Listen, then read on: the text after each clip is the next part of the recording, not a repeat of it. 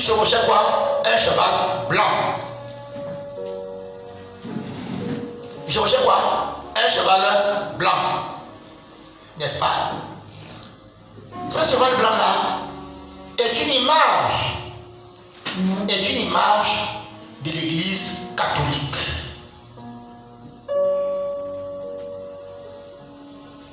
Je m'explique. C'est une image de l'église catholique, une image mensongère, où on fait croire au monde entier que l'église catholique est une église sainte. C'est une église propre. Une église assise sur la vérité. Une église assise sur la lumière du monde. Une église dans laquelle on fait quoi? On forme ce qui deviennent le ciel de la terre. Mais en fait, c'est cette image qu'on présente au monde. Pour gagner le monde, pour faire en sorte que le monde devienne catholique. C'est l'image-là. C'est cette image attrayante. Cette image fausse. Cette image usurpée. C'est le cheval blanc. Le cheval blanc ici, symbolise l'église catholique qui se fait passer pour une église véritable. Une église héritière, n'est-ce pas, de la tradition apostolique. Voilà l'église catholique qu'on présente. Comme une église conquérante, une église vierge, une église, n'est-ce pas, destinée à amener les gens au ciel. C'est l'idée que nous avons. Et voyez, il chevauche ce cheval-là pour conquérir qui? Pour conquérir le monde, pour conquérir, pour tromper les chefs d'État, pour tromper les populations, n'est-ce pas? Pour fédérer tous les royaumes du monde autour de l'église catholique, pour dire nous sommes saints. La porte du ciel, c'est ici d'ailleurs. Nous avons un archibishop qui s'appelle le pape, qui a le même nom que Dieu, appelé le Saint-Père. Voyez la séduction, le tombeau blanchi,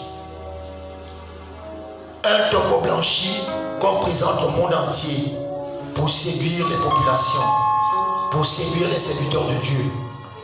Un tombeau blanchi. Vous voyez? Voilà.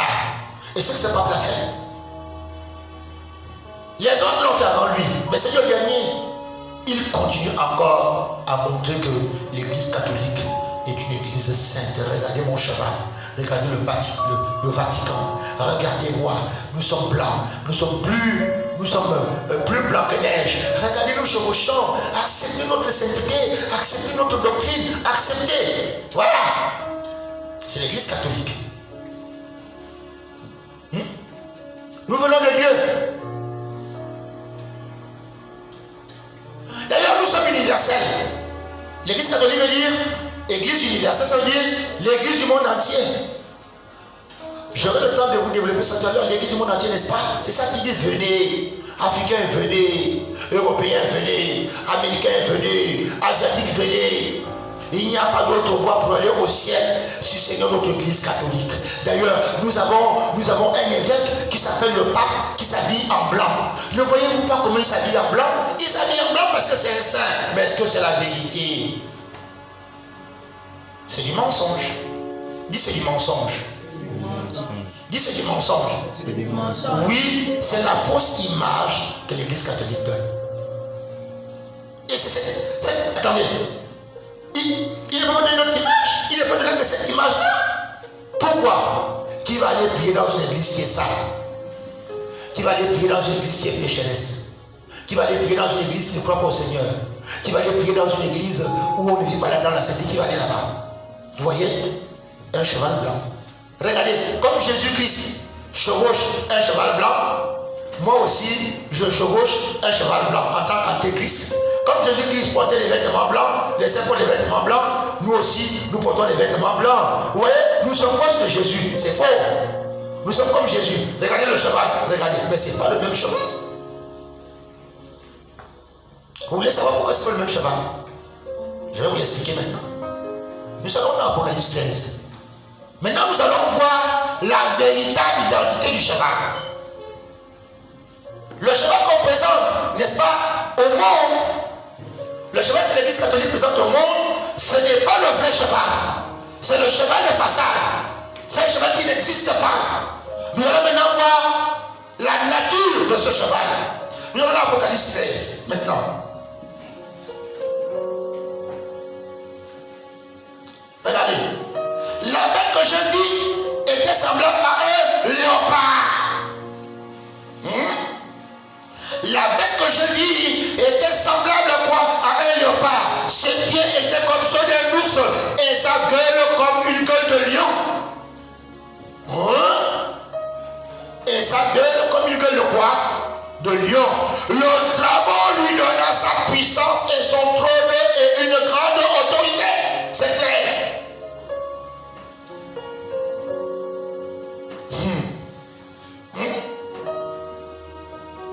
Pour attirer les gens, l'église catholique chevauche, le pape, le faux prophète chevauche une église, dit-il, sans cache ni rien de semblable, n'est-ce pas? Mais dans l'Apocalypse, nous voyons que ce n'est pas un cheval blanc, c'est un léopard. C'est une partie de l'ours ou du lion.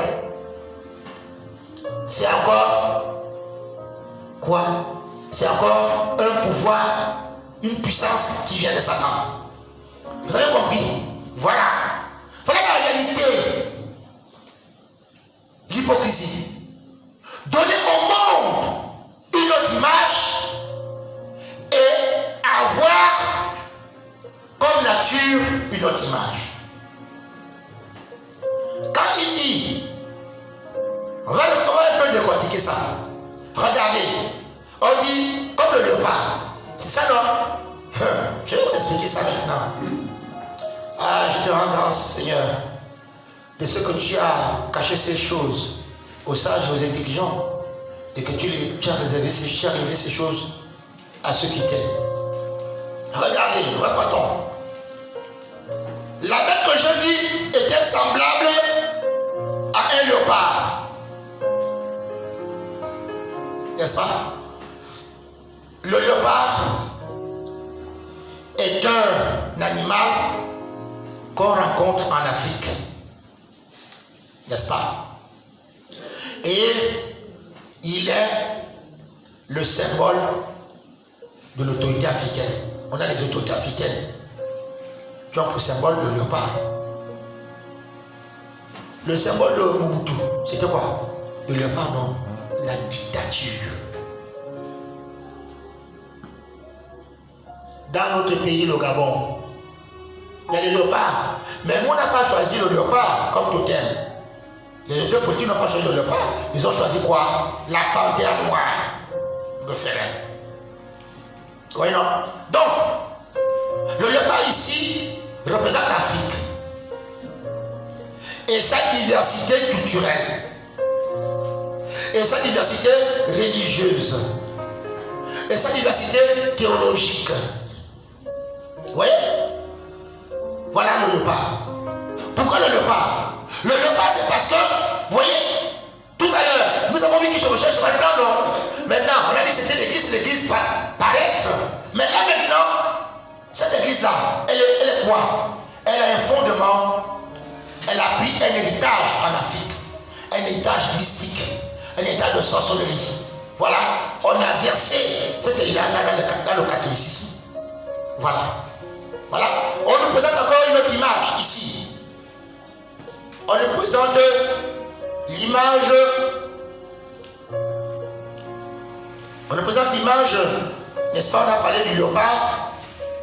Ses pieds étaient comme ceux d'un ours. On nous montre maintenant les pieds, l'image d'un ours. Mais on prend seulement les pieds. Or, les pieds de l'ours, l'ours ici représente quoi? Les pays polaires. Oui, non? Les pays polaires où il fait froid. C'est l'ours.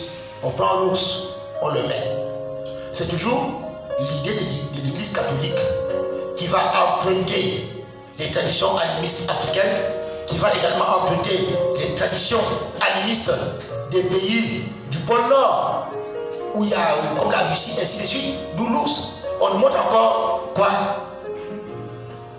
Une autre partie qui ressemble à un lion, qui est le symbole du monde. Donc l'église catholique qui n'est pas une église chrétienne en quelque sorte. C'est une église universelle. Catholique, c'est universelle. Vous voyez? Donc elle est composée de quoi? Elle n'est pas composée, elle ne cheval pas un cheval blanc. N'est-ce pas? Elle ne cheval pas un cheval blanc, c'est faux. Elle chevauche, elle chevauche la culture ancestrale africaine.